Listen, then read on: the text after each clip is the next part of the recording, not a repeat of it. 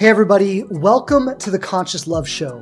Whether you are single, you are in a relationship, or you're healing a broken heart, this show is here to inspire you, to remind you how beautiful, lovable, and amazing you truly are, and to give you the practical tools and insights to navigate from wherever you are right now to the loving relationship that you so deeply want to have. My name is Shane Kohler. I'm a certified transformational coach and trainer with over a decade experience helping people release their trauma and open their hearts to love. I've delivered seminars all over the world, coached thousands of people through my online platforms and programs, and every week I'm coming straight to you with the hottest insights and the best teachers around, bringing you powerful resources and profound conversations to heal your relationship with love, dating, and yourself. I'm so grateful you're here, and if it's your first time, welcome. You can count on me to always show up for you with my very best and a commitment to learn and grow myself so I can serve you to my maximum ability. Thanks so much for tuning into the show. I've got some awesome things planned for you today. So without further ado, let's dive in.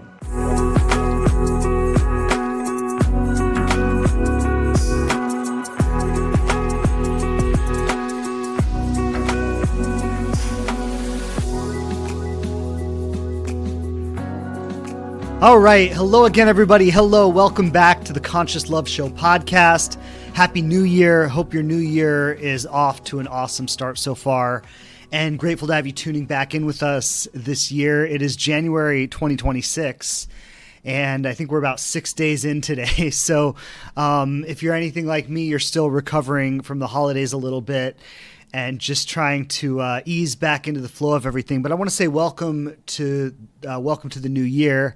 Welcome back to the show this year.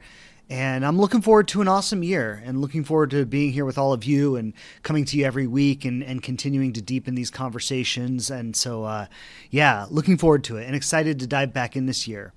I wanted to begin the year by addressing maybe one of the most subtle and challenging and insidious pitfalls that we tend to fall into, especially those of us who are growth oriented, especially those of us who are conscious and who are aware and who want to be better.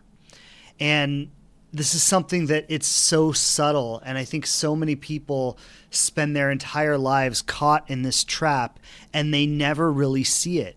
And it maybe could be said to be the last obstacle to healing. Right. So this episode is for you if you've done all the healing work and you still feel like it's not working, right? Or you still feel like, why have I been doing this work for years? Why have I read this many books? Why have I taken this many programs? And it's still not clicking for me. What I'm going to talk about today is maybe the last threshold and maybe the scariest threshold, because all the other things we do, all the workshops and all the books and all the podcasts we listen to, and like all the things that we do to try to make ourselves better, there's an element in it where we're still holding on to control. We're still controlling the narrative about ourselves, about life, about relationships. And this last step that I'm going to touch on today is actually the step where we let go of control, where we surrender. And some of us, if you're coming back this year and you're feeling like there's still some work to do, you're feeling like I'm still stuck, I still haven't figured it out, things still aren't working, love still isn't working for me, there might be a part of you that hasn't surrendered yet. And I'm going to break down what that looks like in today's episode. But I want to start by just acknowledging the pressure that the new year brings. And I think a lot of us feel this sense to jump in and be like, new year, new me, and to make these resolutions and to make these plans and to really get up and go for it. And, I want to say that often when we feel that, there's a cultural pressure or a societal pressure and everyone else is doing it. And we've maybe been brought up with this way of relating with the new year, but there's often a disconnect between what the mind and the ego says. It's like, this is my year. I'm going to make it happen. I'm going to get out there. I'm going to do blah, blah, blah. I'm going to do all of it. There's often a disconnect between what the mind and the ego says and what the body and the nervous system is feeling. And so I want to acknowledge that right now. If this is you and you're listening and you're saying, I feel like I should really be getting out there and seizing this year and making up for what I missed out on last year and tackling these, big things in my life. And maybe you're telling yourself that, and maybe you feel the pressure to do that. And at the same time, your body feels like it needs to rest. Your nervous system feels depleted and exhausted. And for a lot of us, especially in Western culture and hustle culture, the way we live over here, a lot of us feel a constant nervous system depletion and a constant pressure to override that. And that's part of what I want to talk about today. Because we do that with work, we do that with friendships, we do that in relationships, we do it in, every area of our lives, really. There's often this sense of an ego mental pressure to perform or to fix or to heal or to complete. And there's a nervous system reality that's saying, I need a nap, right? I need to sit down with a cup of tea and just breathe. And we often don't give ourselves the opportunity to do that. And we do that in our healing and our growth as well. Sometimes the healing journey and the growth journey becomes so much about fixing the next broken thing about us, but never arriving at a place where we feel whole, we feel complete, and we feel at peace right here, right now. And that's the trap I want to touch on today. Notice if maybe it's not a conscious thought, but maybe it's a feeling, maybe it's an impression that you've been carrying, and maybe it's a thought. But sometimes we don't always consciously name these things. But notice if there's something in you, something you're carrying that says if I could just fix that one last thing about myself, if I could just heal that one last thing, there's one thing standing between me and the love and the life that I want to have. And if I could just fix that thing, or if I could just figure out what that thing is, I would finally arrive. And what I want to point out is that thing, this is funny, this is the paradox, is you're right to name that there is one thing standing between you and everything. You're right to name that. That is correct. What you're mistaking, though, is what that thing is.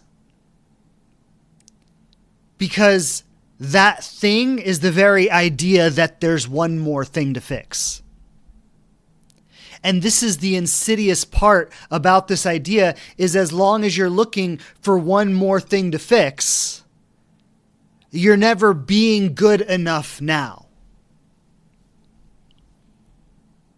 This is something the ego does. And if you've ever heard me talk about the way that the ego operates,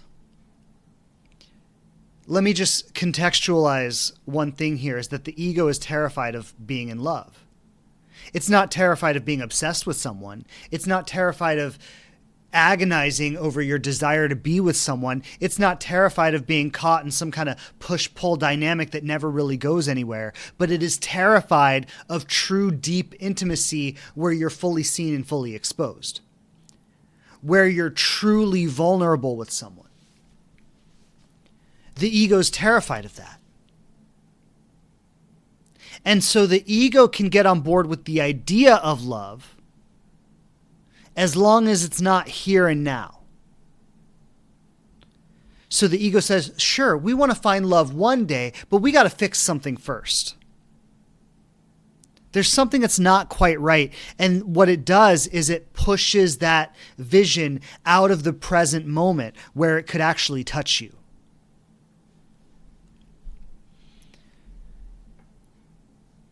And I want to name this, this is really the essence of my work. And I think this is where my work differs from what a lot is out there in the dating world.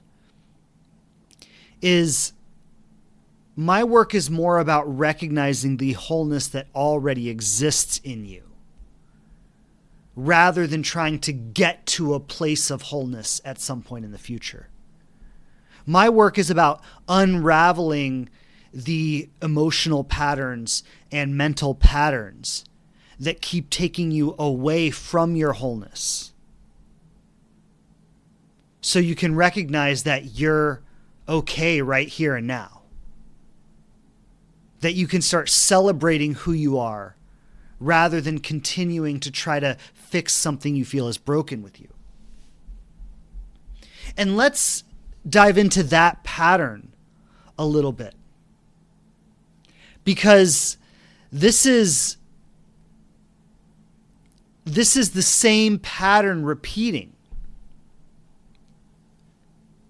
It's the same pattern that in childhood you developed some impression that you weren't inherently worthy of love and that you needed to perform to earn it. That you needed to hide some amount of your authenticity. That you needed to withhold some part of yourself that wasn't acceptable to your parents or to your peers or whatever in the environment. But you needed to shift who you were on some fundamental level in order to secure love and belonging for yourself. This is the core wound. And so when we're younger and when we're less mature, that pattern becomes about people pleasing. It becomes about, what do I have to do to get them to like me? Like an editing of myself, saying the right thing and doing the right thing and performing to the expectations of others to be liked by them. It shows up as a level of self-abandonment where I'm not honoring certain boundaries or certain standards or listening to my truth or my body about what feels okay and what doesn't. Giving people things that they want that I don't necessarily want to give them or that I'm not ready to give them. And these are all the ways that it shows up. And the core wound underneath that is who I am is not enough. So I need to diminish who I am and become something else. And if I become what people want, then I'll find love, then I'll find belonging.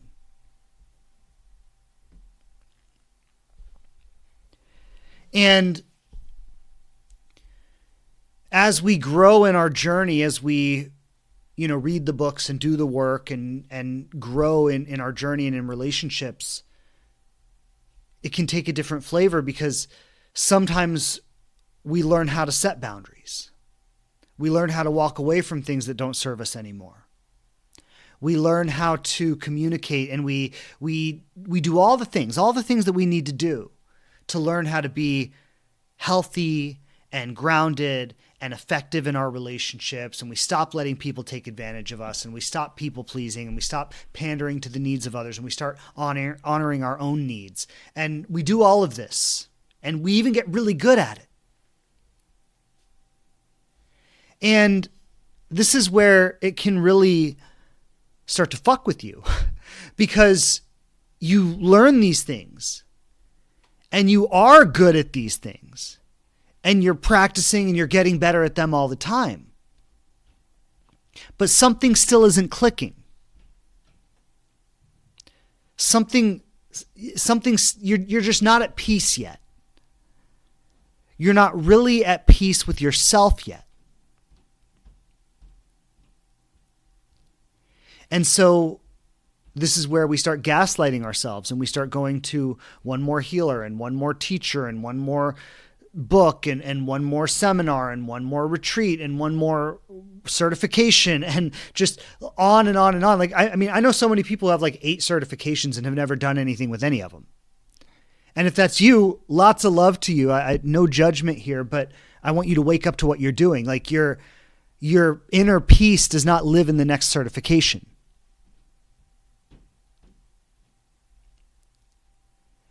And if it's not a certification, then insert yourself into the box, right? But like whatever your thing is. But we keep chasing that one more thing, thinking that someday I will finally arrive. But look, this is the thing. Nobody's coming. Nothing's going to change. Like, you're already here. You're already you. That's it.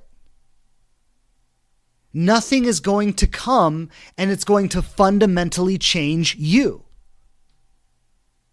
And the fact that you're still looking for something to do that, the fact that you're still trying to find something that will do that,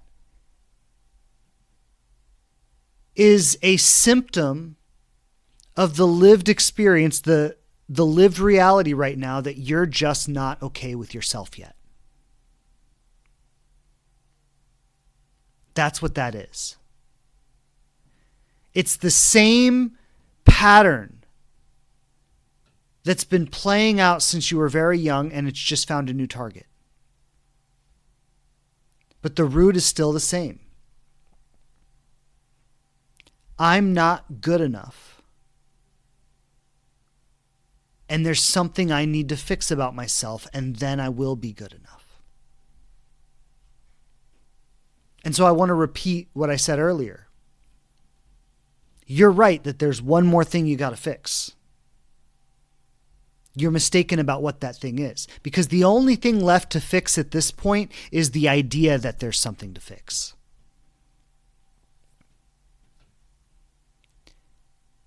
And as I said, this may be the final threshold. This may be the final place before you finally just surrender and live at peace with yourself and can just start authentically enjoying your life. So I want to name this loop, and I just want you to see if this resonates.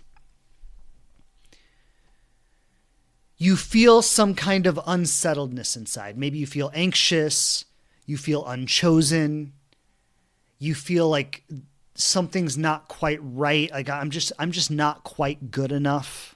I just don't quite measure up in some way. Maybe there's language to it. Maybe you tend to mentally kind of beat yourself up and torture yourself with your own internal dialogue. Or maybe it's not even that. Maybe it's just a feeling of unsettledness. Like I just don't feel safe and at home in my own skin.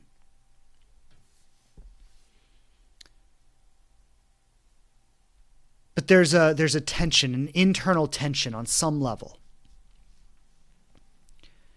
Now, what happens is when we carry this internal tension, the ego is the survival part of our brain. It's the false identity we create to survive in the world, right? So it's not the authentic self. It's not who you truly are. It's the false self that you create in order to survive. Now, I want to contrast this, because if you were feeling anxious or unchosen or unsettled in your authentic self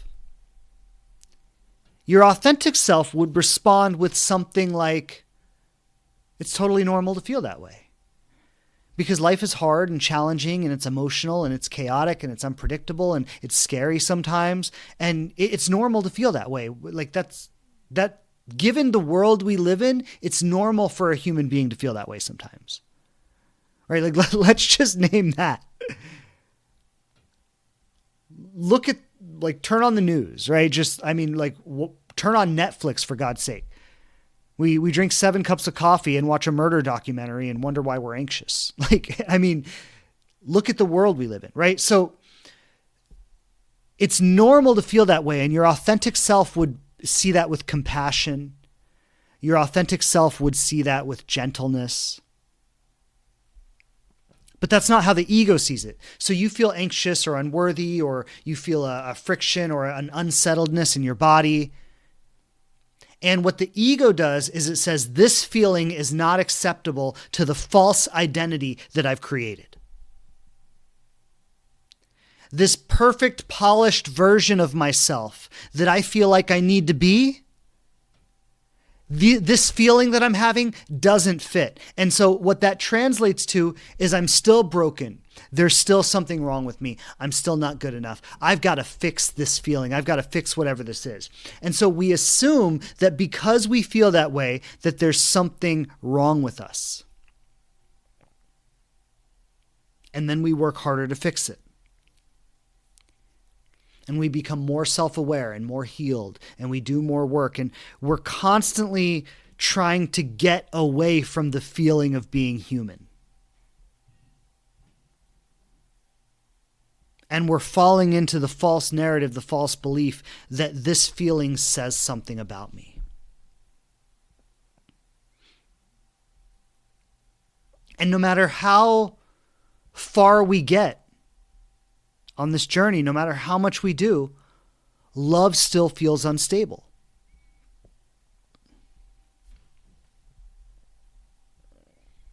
And so we find ourselves in this position where self-improvement itself has become a survival strategy. Healing has turned into self-surveillance. And we're not fixing ourselves to be free. We're fixing ourselves to be acceptable. We find the same historical pattern running in a new way.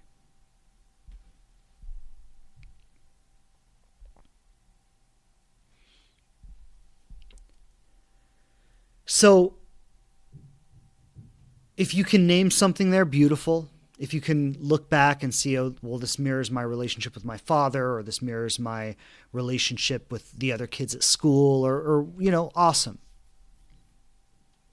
But it's not even necessary to name exactly where it came from. And if you've been in therapy, you've probably named a lot of this already.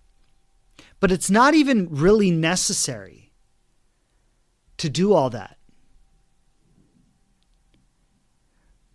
What's important is naming right here and now. I'm living from a nervous system state that says if I do it right, I won't be left. If I'm good enough, I'll be chosen.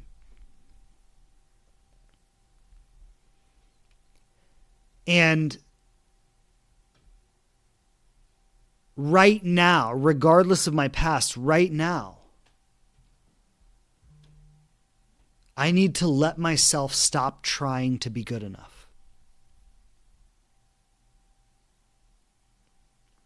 I need to let myself stop trying to fix myself.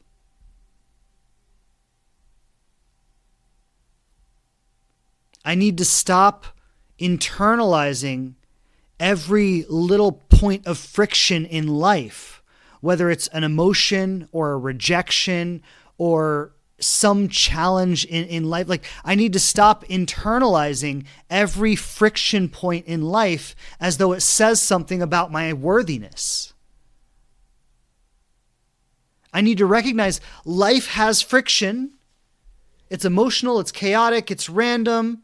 Sometimes expectations are mismatched. Sometimes desires are mismatched. Sometimes I'm attracted to someone and they're in a place where they're not available for it. And whatever the deal is, I need to stop internalizing every little thing like it says something about who I am internally.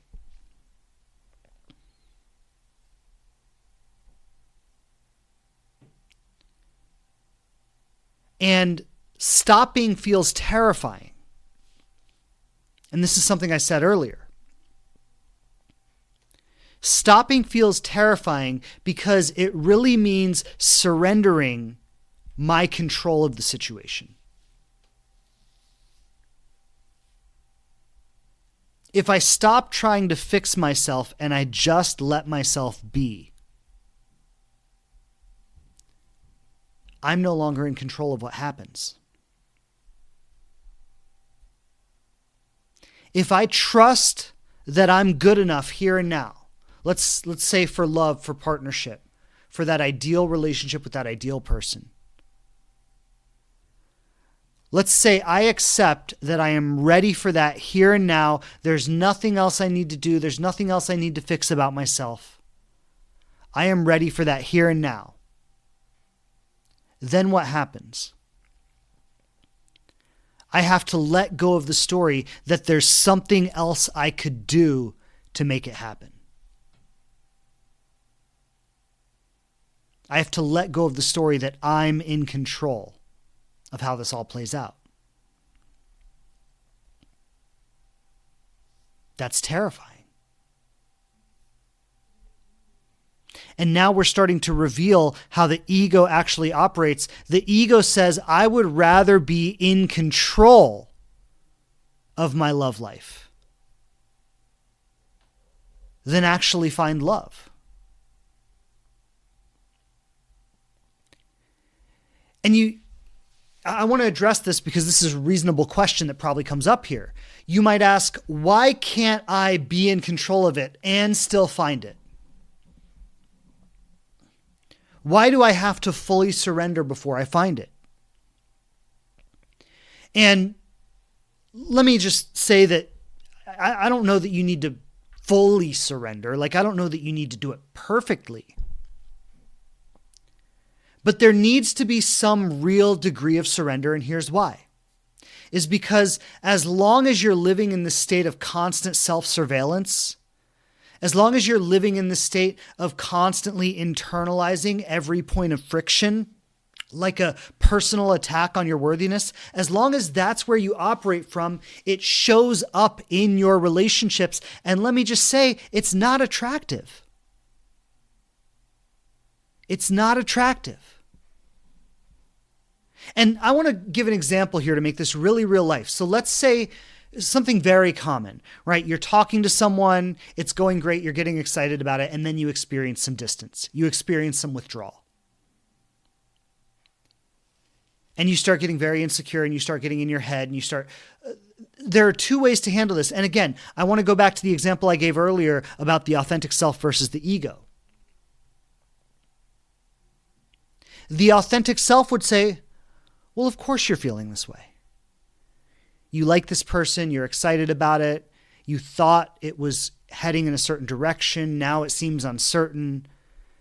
You're trying to be patient and wait for a result that is like very important to you and very deeply like emotional for you. Of course you would feel a little anxious. And the authentic self would meet that with compassion and understanding, gentleness. And you would just get through that in a gentle and loving way. But the ego turns that against you. It turns your own insecurity, your own fear against yourself. And then you start beating yourself up. Why am I still like this? Why aren't I past this? Or why are they distancing themselves from me? Why aren't I enough for them to want to call me back? And it can take different flavors. But this is what I'm saying is you take a point of friction in life and you internalize it as though it's something wrong with you. And that shapes how you show up in the relationships. Like, I don't think a lot of us realize how attuned human beings really are. And I get it because on a conscious level, we act pretty dense sometimes. So it's easy to think that people aren't as emotionally attuned as we actually are. But people smell insecurity. We tune into micro subtleties in the way people message and the way people speak and in the things people say and the things that they don't. And we tune into these things on a level that we're not necessarily even conscious of. So what often happens is you're talking to someone and it's going really well. And then maybe there's some point of friction in the relationship. And you start to just very slightly shift what you say, how you say it, when you say it, the way you show up, not in any drastic way, but in very subtle, tiny ways. And you think you're hiding it. And on the other side, the person's going, something doesn't feel right.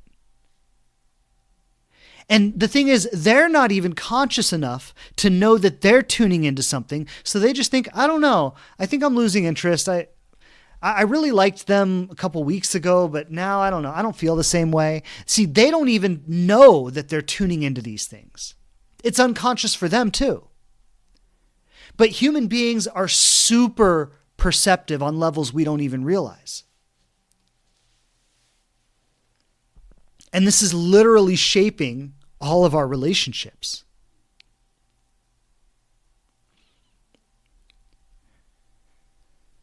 So this is why that constant idea of there's something about myself I need to fix, that's why that is the biggest enemy. Now, I want to address another question here, because you might be saying, so what? I'm just supposed to stop working on myself. I'm just supposed to let myself go, not care anymore.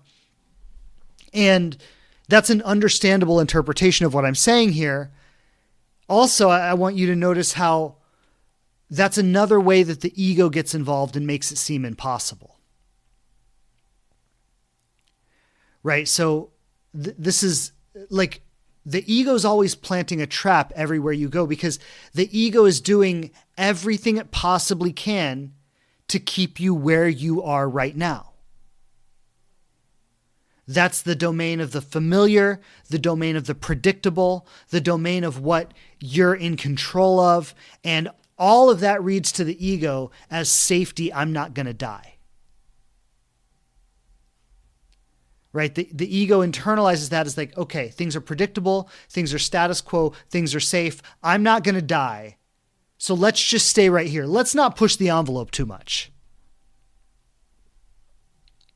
So what I want to say is there's nothing wrong with growth. It's the intention underneath the growth.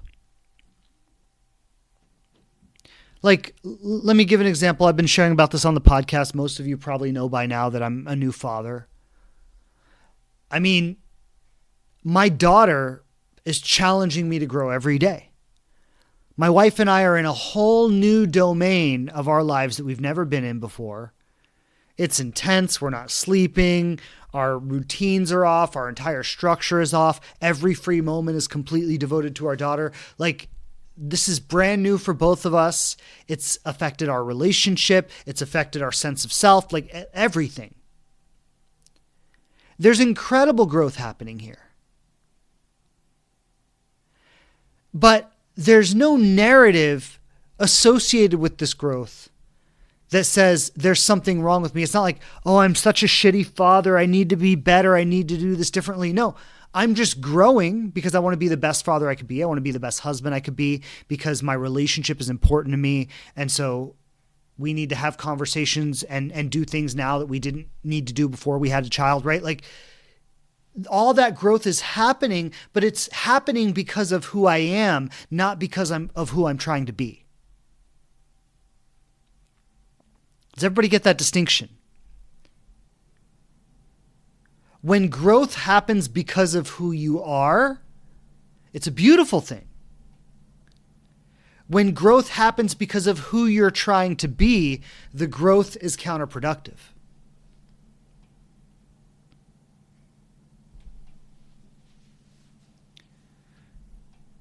So you don't need to become anything to be whole, worthy, lovable. You're already all of that. You don't need to become anything more.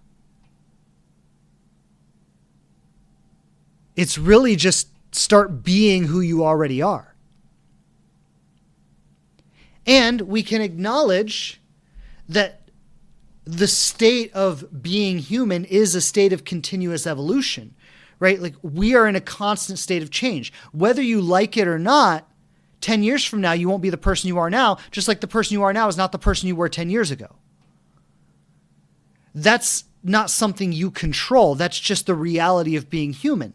That's how being human works, is we are in a constant state of evolution.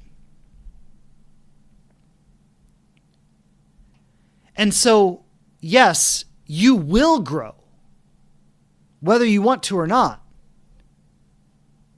You will grow, you will change, you will evolve. Sometimes slower, sometimes faster. But you are evolving already. So, can you shape the direction of that evolution in ways that are exciting for you, in ways that are interesting for you, in ways that feel good in your body? Yes, of course. If there's a seminar you want to do the seminar, not because you think you need something from the seminar that's going to fix you, but because going is exciting. You're excited about the people you'll meet there. You're excited about how that's going to fit into your life. You're excited about the community that you'll have. You're excited about the awareness and the insights that will explode as a result of being in that environment. Yes, do it. But do it because it's an expression of who you are. Not because there's something broken that needs to be fixed. When you're in a relationship, and those of you who are in a relationship right now, you know this. A relationship forces constant growth because you have someone operating as your mirror every day. Everything you do affects that person on some level. That's just an environment that it either forces growth or resentment, one of the two. You either grow together or you hate each other. But that's the only two options in a relationship. And so a relationship is an environment of constant growth, but we don't get into a relationship because we need to grow. I mean, I suppose sometimes we do, but really, like, we don't want a relationship because we say, like, oh, I want a relationship so I can grow. I mean, some of us who are very aware might say that, but we want a relationship because we want to be in love. That's why we want a relationship. And the irony is being in love forces growth.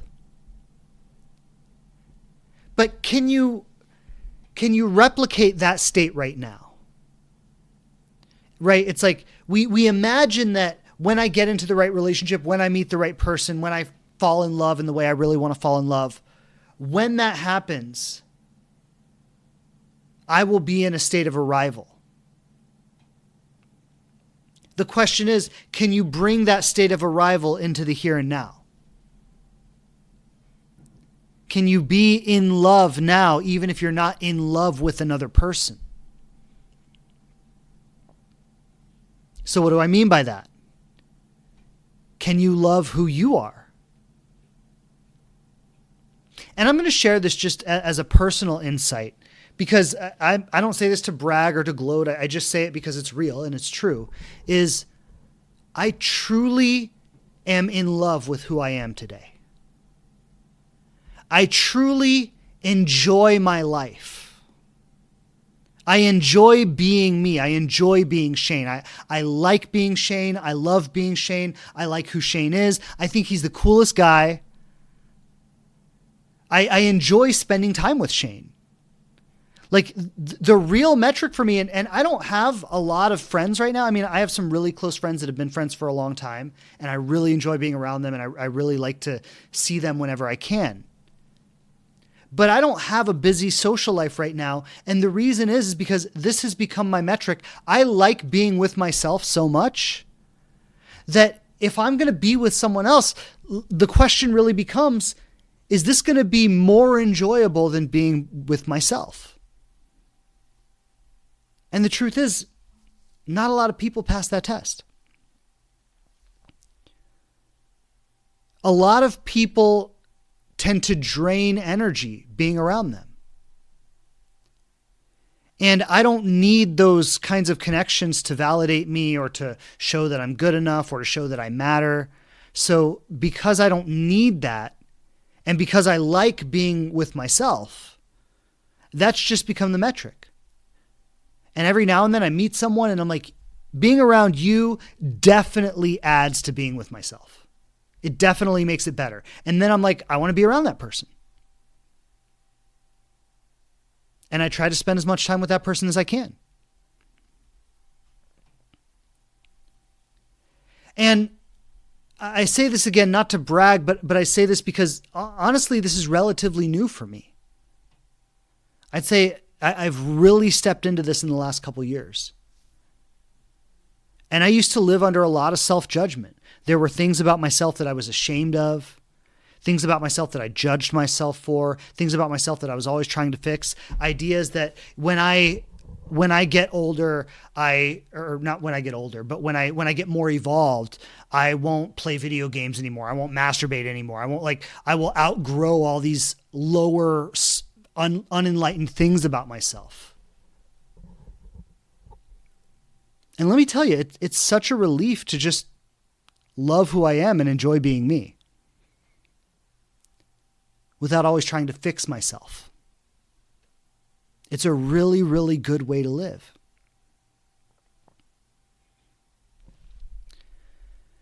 So I want to talk about what it feels like when you stop trying. And I mentioned earlier a level of surrender. So what it feels like when you stop trying, there's an emptiness, a disorientation, a sense of, if I'm not chasing, what am I even doing? It's a scary place for the ego when all the pressure that you've lived under for your whole life that kept you striving to be good enough, when you start to let it go, and the fear is, I'm going to go off the rails. It's like I'm going to burn my whole life down when I'm not held together by the fear of not being good enough. Now what's holding me together? And that's terrifying for the ego. And so it feels disorienting. It feels empty. It feels like I have no direction. It feels like I'm losing my way, like I have no purpose. Relationships feel different. Connections might lose their charges. It's like what I was talking about earlier, where I said, like, if someone's not really like making it better than being by myself, I just prefer to be by myself. And that can be scary because, like, I'll give an example. Like, I've chosen to disconnect from some friendships in the last few years. Friendships that have been around for a long time. Friendships that I thought really mattered to me. And one day I was like, I came out of a fog and I'm like, these relationships just bore me to death. Like, I'm taking time out of my life to go be with people, and it just bores me to death being with these people. And there was something in me that like an internal pressure, like I thought it was important to maintain this relationship. And I just gave myself permission to do what I actually wanted to do, which was not spend my time that way. And then the internal stories. Am I isolating? Am I losing touch? Am I becoming a hermit? Am I sabotaging something meaningful in my life? And these are all the stories that have kept me imprisoned throughout my entire life. The constant self-assessment, again, internalizing every point of friction as though it was a personal failure on my part. No, some people are boring. That's not a personal failure on my part. And maybe they're not boring for other people, right? They're just boring for me. Like, that doesn't make them bad people. Other people probably love spending time with them. But some relationships aren't compatible. That's not a personal failure on my part. That's just the reality of being human.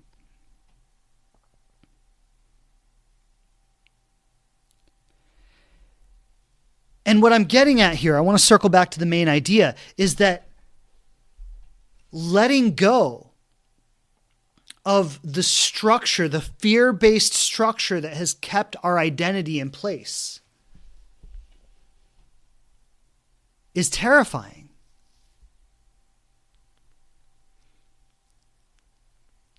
But I guess what I want to say about it is that it's the only way to find peace. You see, there's a very different relationship to, I'm going to try to root out everything that is wrong with me and become this perfect idea of what a human being should be. And I'm going to judge myself and criticize myself and feel guilty and feel shame every time that I'm not living up to some imaginary standard that, by the way, nobody's living up to. So I'm going to internalize all of that as though there's something that's fundamentally wrong with me, and I'm going to live in this constant state of self-examination and self-criticism and always feeling a little unworthy and always feeling like I'm not quite good enough. And there's no way to ever be at peace. You see, the lie, the narrative is that one day in the future, I'll finally have evolved to the point where all of these things I hate about myself don't exist anymore. And then I'll be at peace.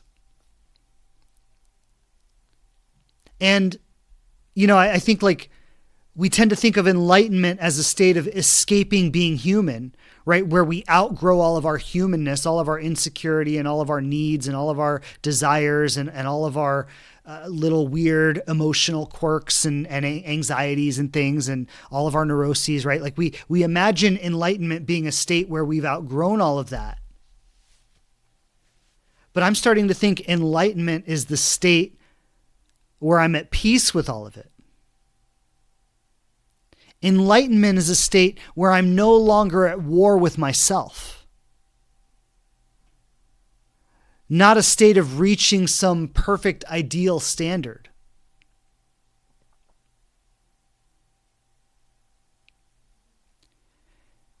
And what's really happening here as we let go of this fear-based structure that has held our identity together, we're actually dissolving a huge part of the ego.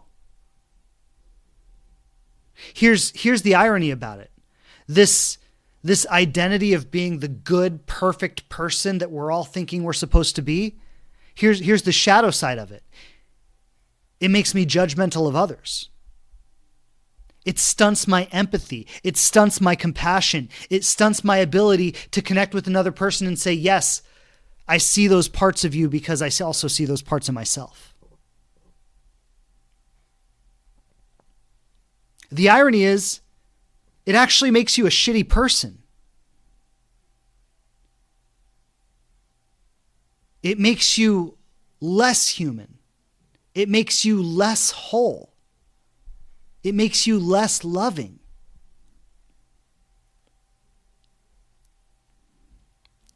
And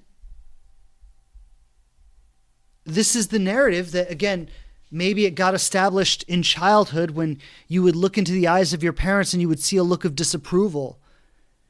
And the pain that you felt as that child to see that you had disappointed the only two people in the world that matter to you.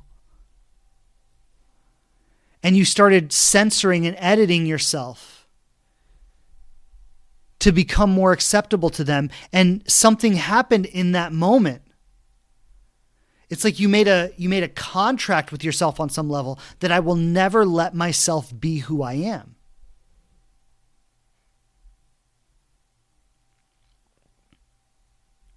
And that same contract has been operating ever since.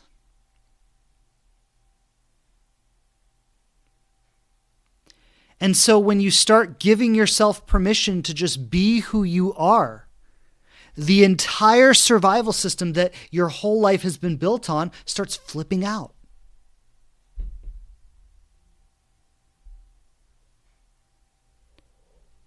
You say, oh my God, it feels like I'm literally going to die if I just let myself be who I am, if I stop living inside of this tight control structure.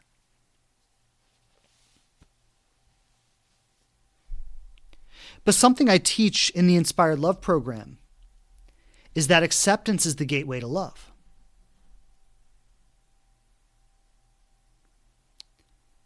Acceptance is the gateway to love. Perfection is not the gateway to love. Acceptance is. And so what that means is in the Inspired Love program, we work with levels of energy chart. It was something that was created by a man named David Hawkins. Some of you might be familiar with it, but we work with it in the program. And I found it to be a really powerful tool throughout my life because it maps all the emotional states that a human being can operate on, from shame all the way to what David calls enlightenment. And there's everything in between. So there's pride and anger and fear and like all these different states. And then there's higher states too, like joy and peace and love and freedom. And what I say is that acceptance is the gateway to all the higher states. So joy and peace and love and freedom. Those emerge naturally from a really deep state of acceptance. Those are not something that we can work ourselves into. This is the lie, is that if I work hard enough, I'll finally be happy. If I fix myself enough, I'll finally be lovable.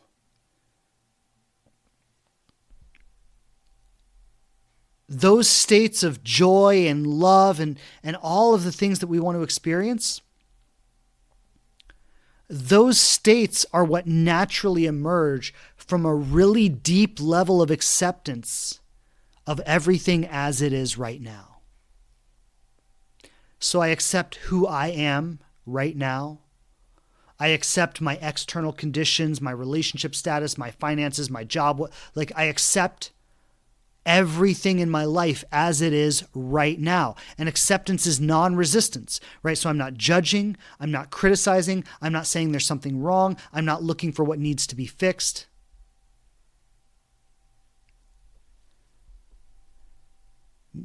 Acceptance is a state of non-judgment. Everything is the way it is, and it's okay that it is the way it is. There's nothing wrong with the way that it is. And then I want to circle back to something I said earlier, because that doesn't mean that you don't grow, right? You're still evolving.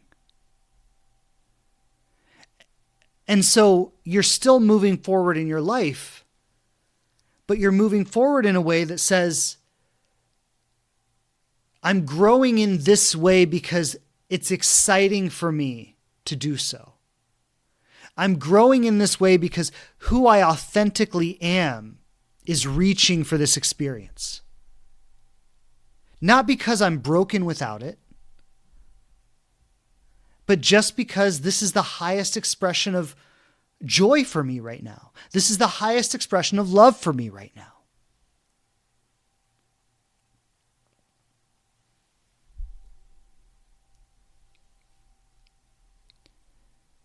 So what I want to name in today's episode is, as you're making your New Year's resolutions, I wanted to offer you this as a resolution.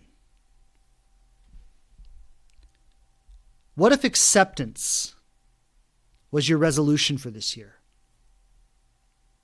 What if this year wasn't about trying to fix it or make it better or heal or anything like that, but what if this year was just about finding peace with who you are and where your life is right now?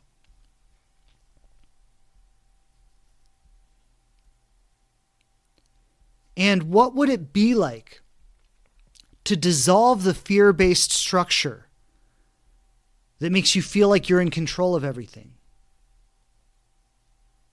and surrender to the magic of letting life meet you on its own terms? And just as I say that, like, don't even think about what I'm saying. I want you to feel, like, how does that feel in your body? Can you feel just like an exhale, like just like a sigh of relief that, like, you don't have to hold the whole world together this year? That you're okay the way you are, that life is okay the way it is. And can you maybe feel for a moment that whatever it is you're seeking in life, if it's love and partnership, if it's abundance, if it's more freedom, like whatever you're seeking in your life, is there a part of you that can feel that the way to get there is actually not through this intense pressure?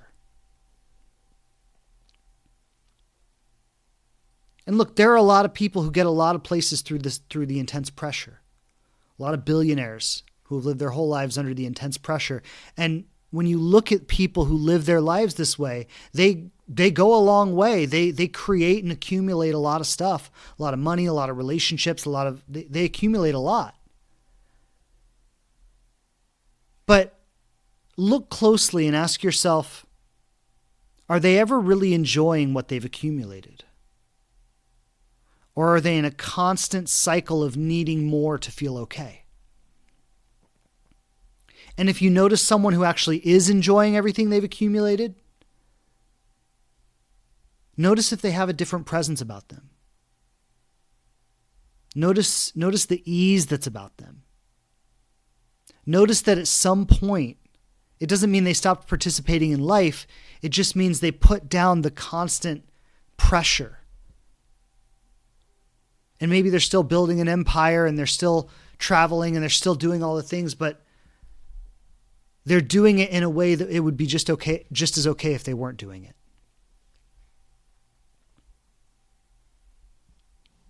So I just want to, in this first episode of the new year, make a loving invitation to set your intention for this year in that direction. Let it be okay to be you. Let the way things are in your life be okay.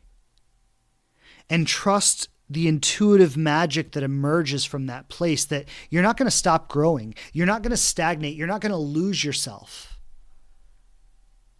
But what's going to happen is your life is going to be led by a deeper sense of who you are,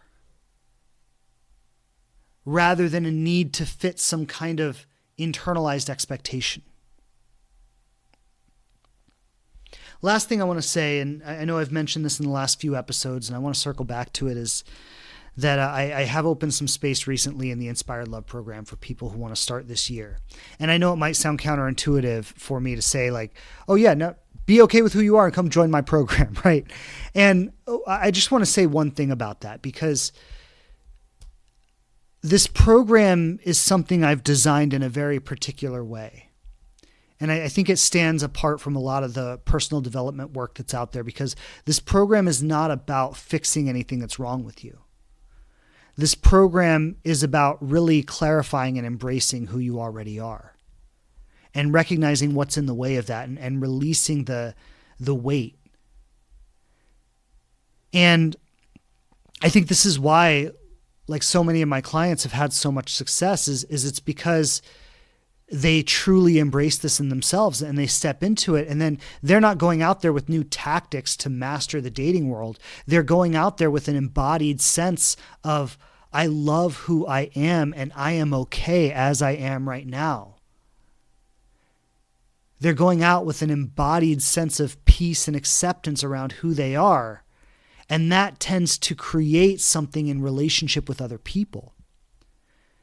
That embodiment, that essence tends to shape relationship. And so I don't want to invite you into the program so you can keep working on yourself. But if you're looking for a space that's going to reflect back who you truly are, if you're looking for a space that's going to help you gently recognize the patterns of belief and assumption about yourself that are keeping you stuck in an old identity that no longer serves you, if you're looking to be in community with other people who are on this journey too and who are having these same recognitions about themselves, and where you can meet with each other in wholeness and celebrate that wholeness together, right? So coming back to something I've said, if you're called to this right now, listen to that call, but don't do it because you want to fix something that's broken. Do it because you want to celebrate what's already right about you. And you want to be in an environment that encourages that. You want to be in an environment that adds to that. You want to be in a community of people that are doing that with you. That's what this program is for. And so if you're called to that, if that feels right for you right now, I know you might still be recovering from the holidays, and if you are, circle back to it later. But if you're called to it and it feels right for you, I'm going to leave a link in the show notes where you can read a little more about the program. You can listen to some testimonials from past students. If it feels right, you can take the next step, book a call with us, and we can talk about it and see if it's something that's really going to support you this year. But if you feel called to that, act on it. If you don't, that's okay too. I want to thank you for coming back and being with me in 2026. Looking forward to a powerful year. Looking forward to continue bringing these messages to you. Lots of love and blessings. As you set your intentions for this year, keep this episode in mind, and I'll see you back here next week. All right, lots of love, everybody. Take care. Bye. Thanks again for checking out the show. Please subscribe on whatever platform you listen to podcasts on the most. And I would love it so much if you leave a review and tell people what you think of us. Don't forget to follow us on Instagram @TheLivingRelationship to connect more closely. And I'm grateful to be supporting you on your journey to love.